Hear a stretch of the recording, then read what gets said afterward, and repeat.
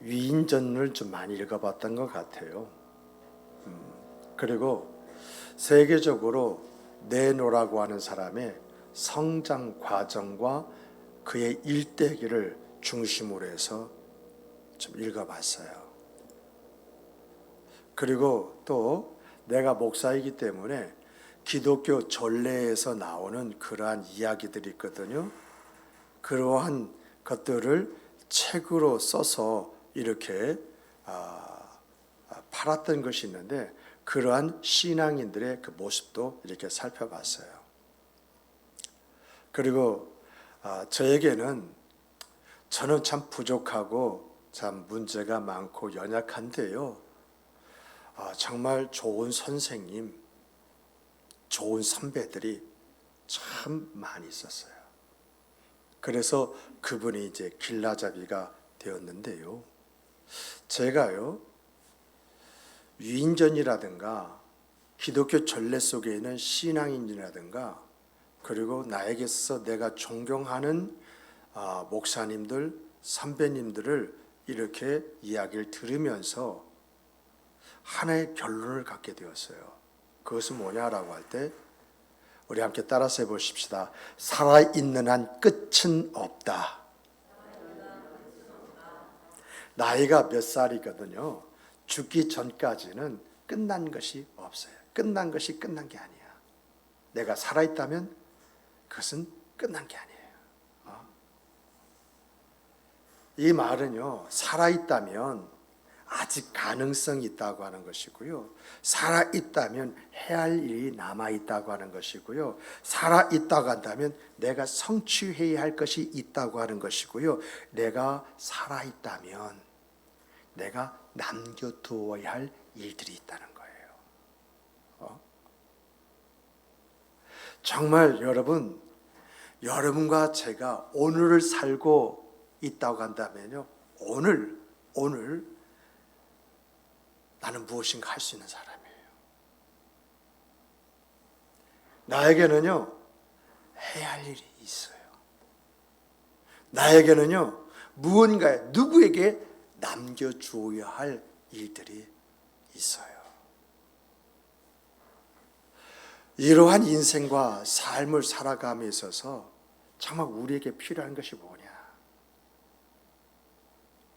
우리가 살아있다고 하는 것은 할 일이 있다라고 하는 그러한 이야기인데요, 그런데 오늘 우리의 인생사 그 삶 속에는 이러한 사명이 있음에도 불구하고 이렇게 살지 못하게 만드는 요소들이 상당히 많이 있다는 거예요. 그러므로 여러분과 내가 인생이란 삶, 하나님이 정해주신 이 연한이라고 하는 것을 살아감에 있어서 항상 마음에 두고 살아야 할 것이 있는데, 그 첫 번째가 뭐냐라고 할 때 사람의 말에, 내 감정에 휘둘리지 말아야 됩니다. 우리 함께 따라서 해보십시다. 사람의 말에 휘둘리지 말아야 한다. 오늘 본문 1절 보면은요, 신들 앞에서 주께 찬송했다라고 하는 말이 나와요. 신들 앞에서 주께 찬송했다. 이게 무슨 말일까요? 다윗에게 있어서는 정말 하나님의 그 은혜, 하나님의 역사 앞에서 찬양할 것, 찬송할 것이 있었다는 이야기예요. 정말 다윗의 생애의 그 삶을 보면은 참 다윗처럼 그 많은 고통과 어려움이 있는 사람이 있었을까? 어떤 경우는요, 도움을 구하려고 손을 벌려도 손을 벌릴 수 없는 그런 상황 속에 놓이기도 했고요, 어떤 때는 깊은 한숨과 탄식 속에서 몸부림치던 그런 때가 있었어요. 그런데 정말 하나님께서 그 고통과 어려움에서 벗어나게 하시네요. 정말 하나님께서 깊은 한숨과 탄식 속에서 기쁨과 즐거움을 주시네요. 이런 것을 경험할 때에 다윗은 이런 은혜를 주신 그 하나님을 향해서 찬송할 수밖에 없었죠. 그런데 오늘 본문 보니까 어디서 찬송을 해요? 신들 앞에서. 좀 말이 맞지가 않잖아요. 우리가 성경을 읽을 때 이런 것을 좀 구분해야 되거든요. 하나님 앞에서 찬송해야 된다. 이게 말이 맞는데 왜 신들 앞에서 찬송한다 이런 말을 했을까? 무슨 의미가 있을까? 여기서 신들이라고 하는 말은요, 다윗을 지켜보던 많은 사람들이 다윗을 딱 보고 야 이제 다윗 끝났어. 더 이상 다윗에게 기대할 것도 없어. 볼 것도 없어. 다윗이 망하는 것은 시간 문제야.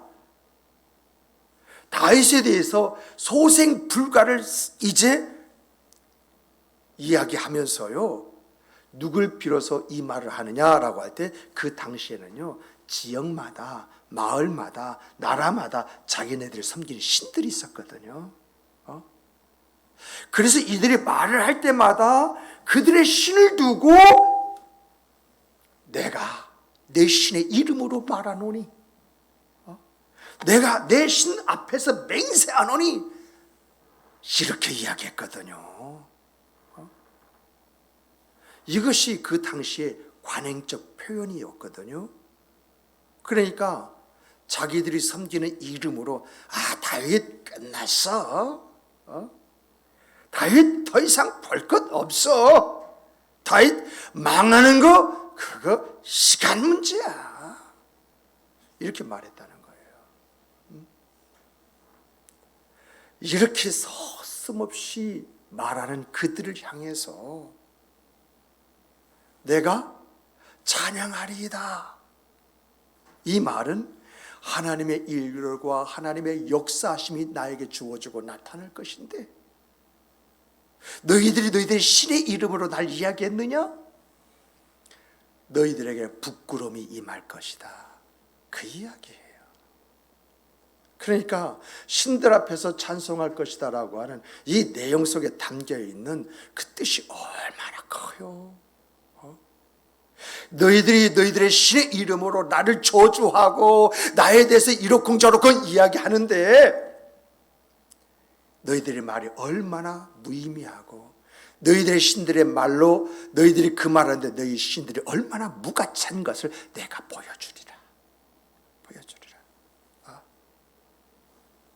정말 너희들의 신의 이름을 들어서 내가 끝났다고, 더 이상 볼 것이 없다고, 이제 망하는 것은 시간 문제라고, 이제는 죽은 것이나 다름이 없다고 이렇게 이야기인데, 아니다. 나는 살아있다. 아직 나는 끝난 것이 아니다. 내가 내 목숨이 붙어있는 하나님의 살아계심과 일하심과 역사심이 주어지고 나타나게 될 것이다. 내가 살아있는 한, 내 목숨이 끊어지지 않는 한 하나님의 역사는 있다라고 하는 거예요.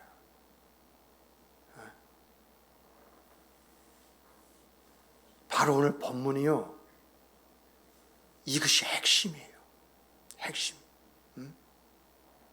그러니까 모든 사람이 다윗에게요, 불가능해. 끝났어. 더 이상 볼 것 없어. 죽었어. 그렇게 말하는 상황 속에 있었을지라도 다윗은 어디에요? 다윗은 하나님만 의지했다는 거예요.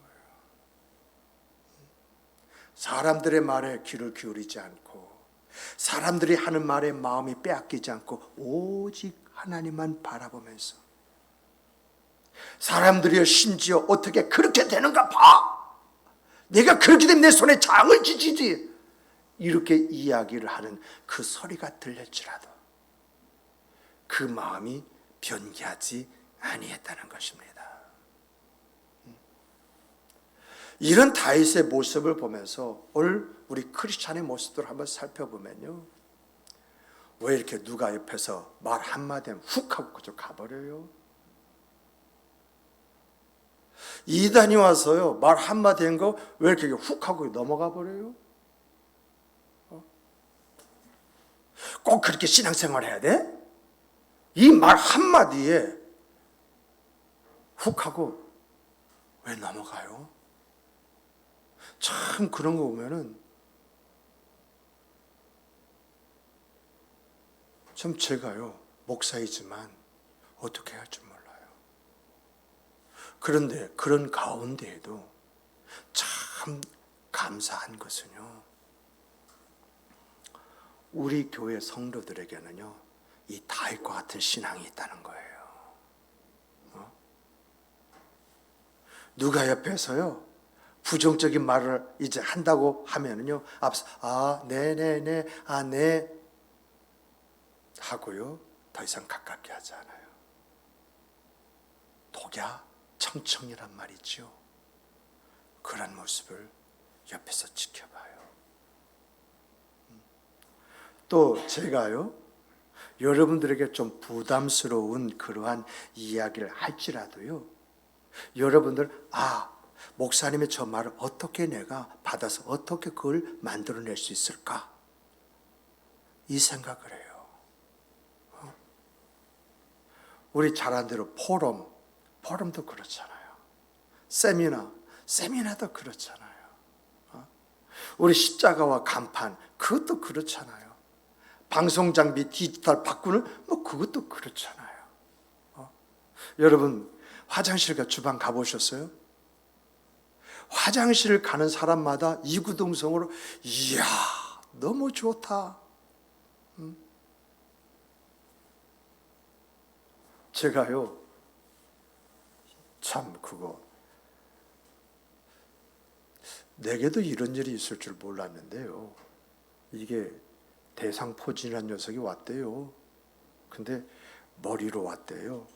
참 심란하더라고요.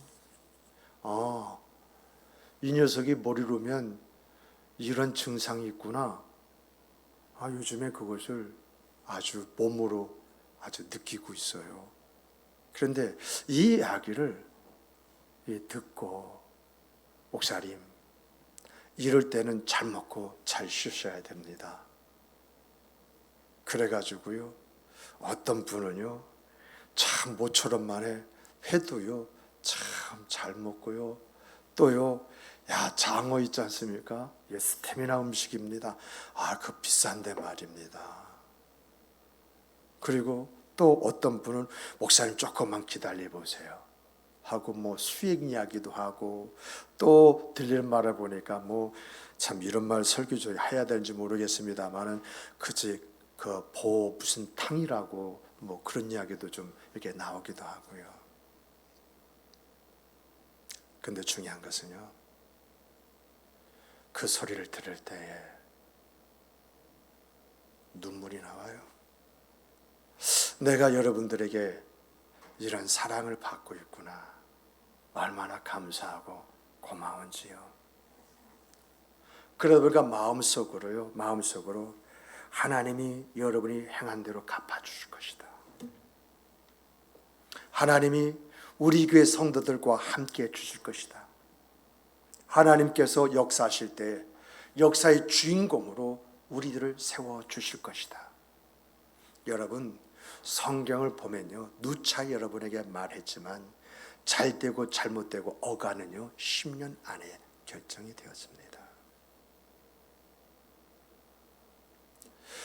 우리 교회 성도들이요, 정말 가정이 그 나름대로 아름다워지고 자녀들이 세워지고, 이것이 여러분들이 10년 전에 무엇인가 심었던 여기에서 일어나는 하나님의 역사라고 한다면, 앞으로 여러분들이 어떤 마음을 가지고 주의 일을 감당하느냐, 바로 그것이 여러분들의 10년 후의 인생을 결정한다라는, 저는 이렇게 보고 있어요.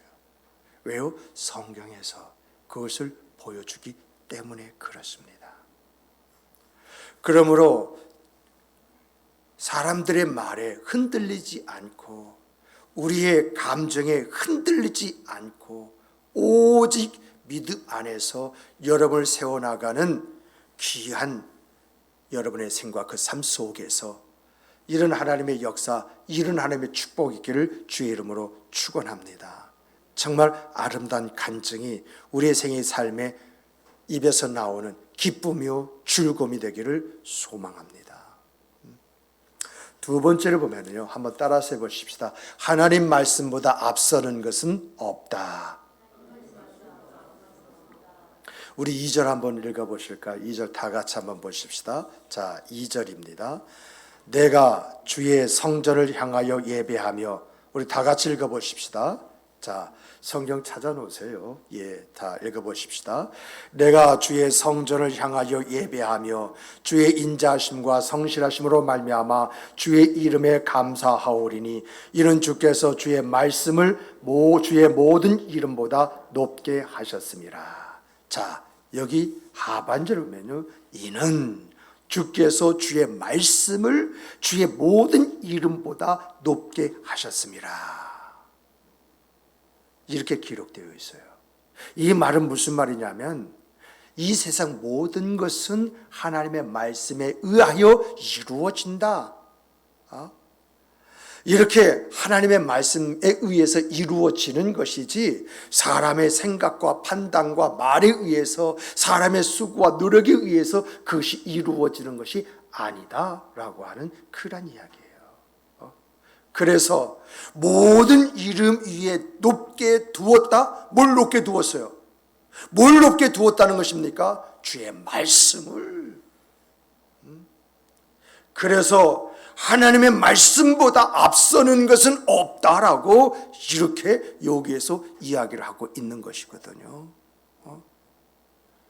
다윗을 미워하는 사람이요, 다윗이 잘못되기를 바라면서 다윗의 어려운 그런 현실 보고 이제 끝났다고 단정적으로 말한다 할지라도, 또 다윗이 그런 상황 속에 놓여 있다 할지라도 다윗은요, 그런 환경, 그런 말 여기에 넘어가고 휘둘린 것이 아니라, 그러면 그럴수록 뭘 봤어요? 하나님을 바라봤다는 것입니다.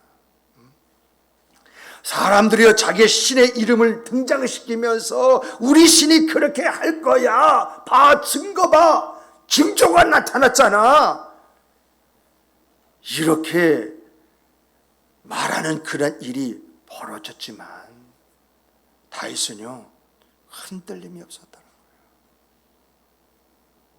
다윗이 이렇게 할 수 있었던 것은요, 하나님의 말씀보다 앞서는 것은 이 세상에 없다. 바로 이거예요. 하나님 말씀보다 앞서는 것은 없다. 하나님이 나에게 이런 말씀하셨으면 하나님이 이런 은혜 주실 것이다. 하나님이 이런 말씀하셨으면 하나님이 나를 지켜주실 것이다. 하나님이 이런 말씀하셨으면 하나님께서 이렇게 역사하실 것이다. 하나님 말씀보다 앞서는 것은 없기 때문에, 모든 것은 후차적인 것이기 때문에 하나님께서 말씀하신 대로 되어진다면 사람의 말은 아무것도 아니라는 거예요. 우리가 가져야 할 것이 바로 이 믿음이야, 이 믿음. 사람들이요, 코로나 1.5단계, 2단계 플러스 알파 이렇게 이야기하면서 우리에게 움츠러들게 만들다 할지라도 하나님께서 두려워하지 말라. 내가 너와 함께하니라. 놀라지 말라. 나는 내 하나님이 됨이니라. 내가 너를 굳세게 하리라. 참으로 너를 도와주리라. 참으로 나의 의로운 오른손으로 너를 붙들리라 라고 말씀하셨으면 이 말씀이 먼저이지 코로나가 먼저가 아니라는 것입니다.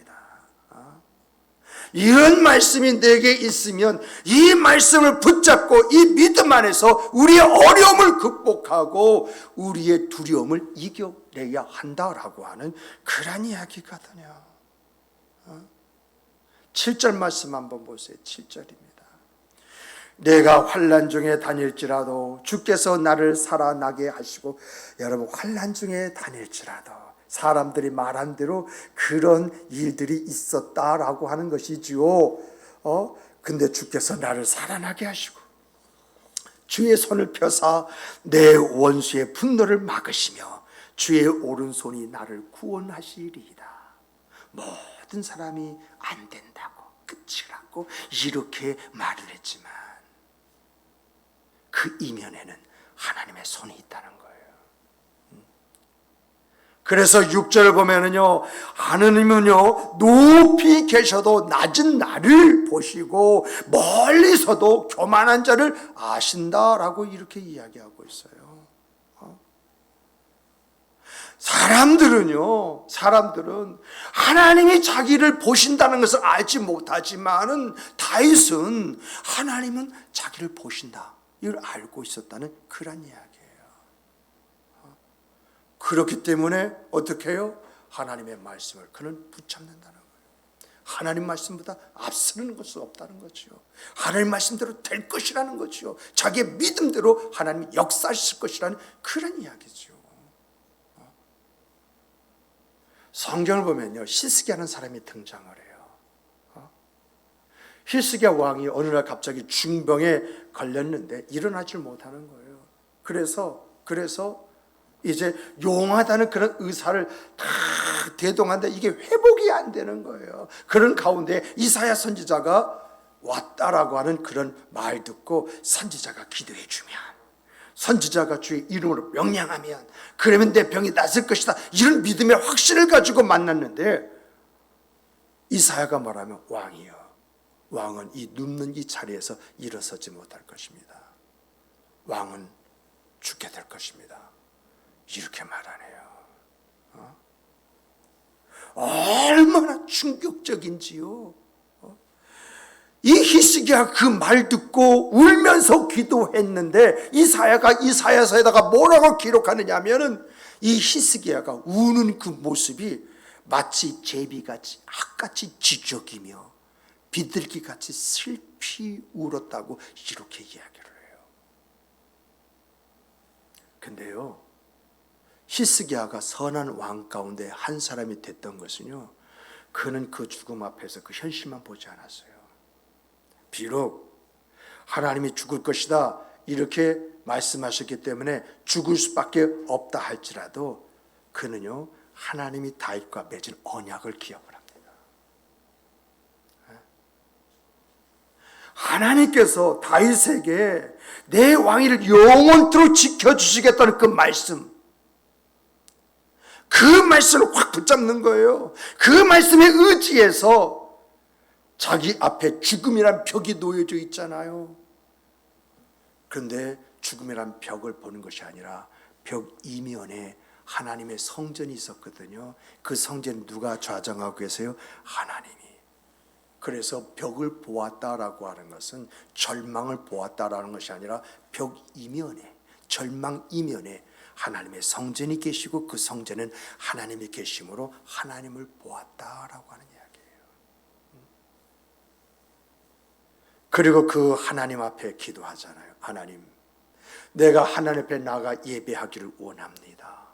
하나님, 하나님의 말씀대로 나에게 후사를 죽을 시간을 주셔야 다윗의 언약이 이루어지는 것 아니겠습니까?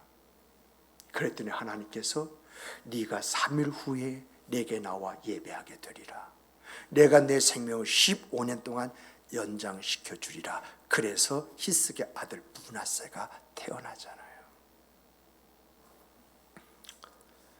하나님의 말씀은요, 다윗 시대나 히스기야 시대나 오늘 이 시대나 마찬가지입니다. 우리가 믿고 확신해야 할 것은요, 하나님의 말씀보다 앞서는 것은 없다는 것입니다. 하나님의 말씀대로 된다라고 하는 것입니다. 그러므로 오늘 여러분과 저에게서 필요한 것이 무엇인가요? 믿음으로 하나님의 말씀대로 된다고 하는 것을, 하나님의 말씀에는 역사가 있다고 하는 것을, 그것을 체험하는 여러분이 되시기를 주님의 이름으로 축복합니다. 말씀에 대한 체험이 있을 때에 좌우로 치우치지 않고 하나님만 바라봅니다. 말씀에 체험이 있을 때에 능치 못함이 없다고 하는 말씀이 내 가슴에 담기고요, 또 더 나가서 할 수 있거든 무엇이냐 라고 하는 그런 의지가 내 삶 속에서 펼쳐지는 것입니다. 이런 생각 삶을 살아가는 그람을 통해서 하나님 함께 하심에 대한 아름다운 증거가 있는 여러분과 제가 되기를 바랍니다. 세 번째는요, 함께 따라 해보십시다. 내가 신앙을 고백한 대로 하나님은 역사하신다.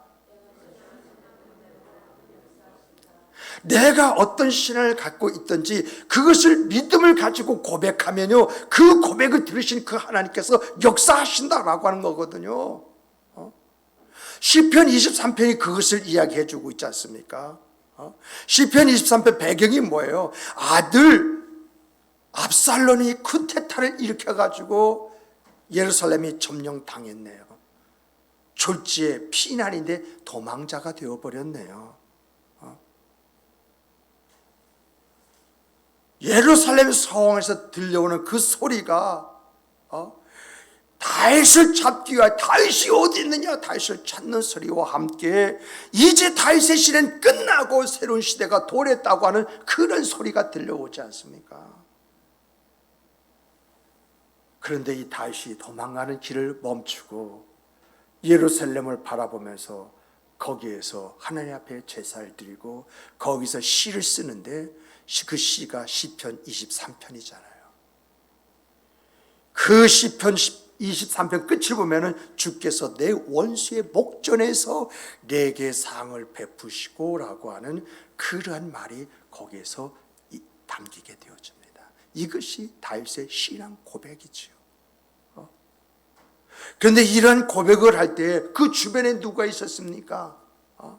이방인으로 이제 구성된 600명의 군사들이 있었어요. 다윗의 신하 중에서 일부 신하들이 따라왔어요. 다윗과 함께하는 백성들이 그 주변에 있었어요. 그들이 이 다윗의 이 시 23편 이 소리를 들었다는 것입니다. 그리고 하나님께서 어떻게 역사하시느냐, 그의 고백대로 역사하신다는 것을 그 사람들이 다 함께 목격하고 체험을 하게 되어집니다. 오늘 여러분과 저는 어떤 신앙 고백을 해야 됩니까? 특별히 여러분의 자녀들에게 남겨줄 신앙 고백이 뭡니까? 죄송한 이야기입니다마는 저희 어머니 이야기를 좀 하겠습니다. 저희 아버지가요, 사업에 3번 실패했는데 제가 초등학교 때 실패를 했습니다. 그때의 땅이 얼마나 컸느냐 하면은 걸어다니기가 힘겨워가지고 이제 고만갈래 할 정도의 땅이었습니다. 그 공장 안에서요, 애들 10명이 숨바꼭질을 하는데 이놈들이 어디 가서 숨었는지 모를 정도로 그렇게 컸어요. 이야, 참. 저는요, 믿지 않는 것 중에 부자가 망하면요 3년 먹을 것은 있다고 하는데 나 그 말 안 믿습니다. 그만큼 힘들고 어려운 시간을 보냈거든요. 그때 어머니가 들려준 말이 그 당시 어렸었는데 지금까지도 내 귀에 울려요. 하나님이 우리의 가정과 함께 하신다.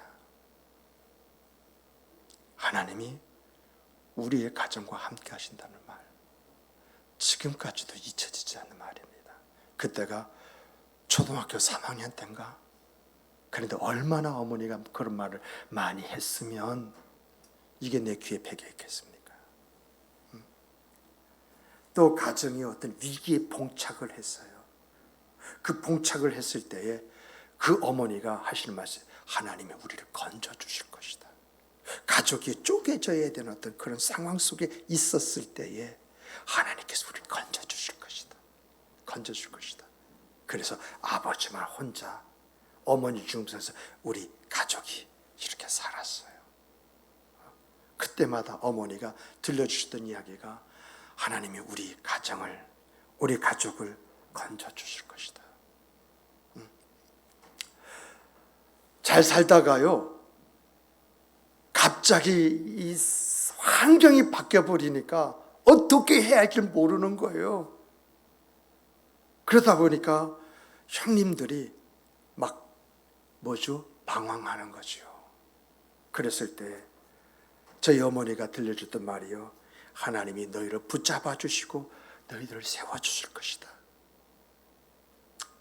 때로는요, 저희 작은 형이 교통사고로 거의 의식불명된 그런 상황 속에 놓여져 있을 때에도 하나님께서 너를 붙잡아 주시고 너를 일으켜 주실 것이다.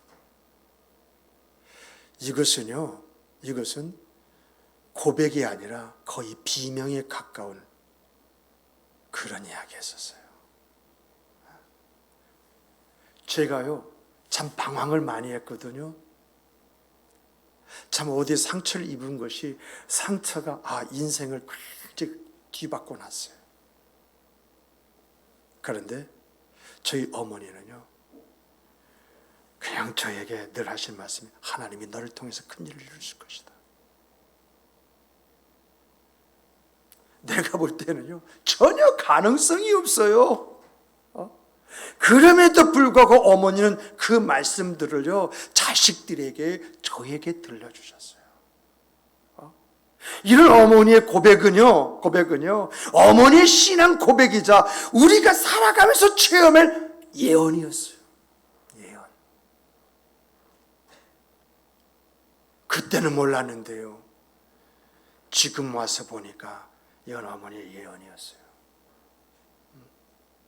나는요 이 어머니를 사랑하고 이 어머니의 신앙 고백을 내 자녀들에게 하고 있어요. 지금은요 눈에 보이지 않다 할지라도요, 지금은요 하나도 알 수 없다 할지라도요, 지금은요 믿을 수 없다 할지라도요 내 믿음이 그것을 말하고 내 삶이 그것을 간증하고 있어요. 나는 아이들에게 거창하게 살아있다면 아직 가능성이 있고 할 일이 남아있고 성취할 것이 있고 남겨줘야 할 일이 있어 라고 말하기보다는요 부끄럽지 않는 아버지상을 남겨주고 싶습니다. 부끄럽지 않는 아버지상. 우리 아버지는 목회자로서 최선을 다하셨고 자기에게 주어진 일에 성실하게 일하셨다는 그 인상을 남겨주고 싶습니다. 오늘 이 자리에 있는 여러분도 마찬가지지 않습니까?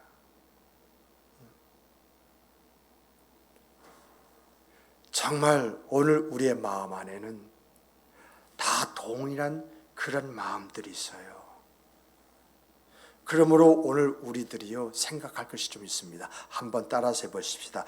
자녀들이 나를 인정하면 하나님도 인정하신다. 왜 이런 말을 하냐면요 우리의 삶은요 자녀들의 거울이에요. 우리의 자녀들이요 말은 않지만 우리의 삶을 정확하게 평가를 해요. 그래서 여러분과 저는요 우리 자녀들 입에서 우리 아버지, 우리 엄마 존경과 함께 이 말이 나와야 돼요. 그랬을 때에 나는 신앙 고백한 대로 살아간 사람이 되어지고 내 자녀들에게 내 자녀들이 가져야 할 신앙을 담겨주는 어버이가 될 수가 있어요. 그러므로 사랑하는 성도 여러분, 정말 여러분이 신앙을 고백한 대로 하나님께서 그것을 이루신다는 그 믿음 가지고 이런 신앙 고백을 자녀들 앞에서 행하시고 또 이 신앙을 고백한 대로 사시는 여러분이 되시기를 주님의 이름으로 축복합니다. 말씀을 맺겠습니다. 그렇다면 오늘 이 다윗이 왜 사람들이 자기의 신들의 이름을 가지고 다윗이 그렇게 될 것이다 라고 이야기했음에도 불구하고 내가 살아있는 한 하나님의 역사도 계속 이어진다라고 이렇게 이야기했을까요? 그리고 다윗의 신앙 고백대로 그런 역사를 일으켰어요. 그렇다면 다윗의 이 삶을 우리는 어떻게 평가할 수 있을까요? 다윗은요 하나님 말씀보다 앞서는 것은 없다 그 말씀을 붙잡고 믿음으로 삶을 통해서 그가 하나님 앞에 할 수 있는 봉사를 다한 것입니다. 성경에 나타난 봉사 한번 보십시오. 그 봉사는 우리가 뭘 하는 게 봉사가 아니고 진정 하나님 앞에서 내가 가질 모습을 갖는 것이 내가 마땅히 해야 할 일인데 그것이 내가 하나님 앞에 올려드릴 제물도 되지만 내가 하나님 앞에 가져야 할 봉사도 되더라는 것입니다. 두 번째는요, 여러분, 이렇게 다윗에 대해서 다윗 네가 말한 대로 그렇게 되는가 보자 하고 자기들의 신들의 이름으로 그렇게 이야기했다 할지라도 하나님의 말씀대로 하나님이 역사하셨잖아요. 그랬을 때에 그 사람들이 부끄러움을 당합니다마는 뭘 깨달아 알 수 있겠습니까? 하나님이 참신이다. 하나님은 말씀하신 대로 역사하신다 라고 하는 것을 일깨워 주므로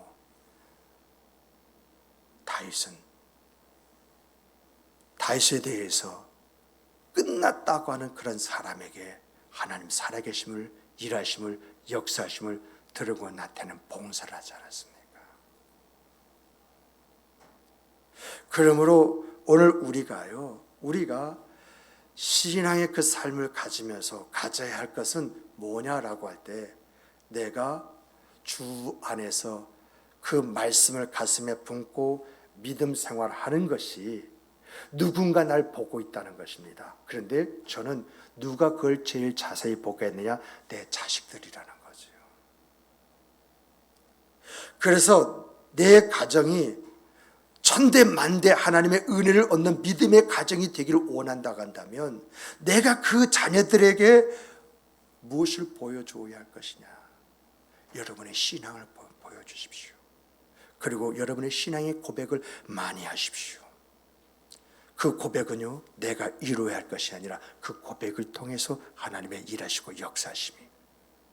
그런데 중요한 것은 그 고백을 통해서 그 고백의 말이 자녀의 가슴에, 뼈에 새겨지는 말씀이 되더라라고 하는 것입니다.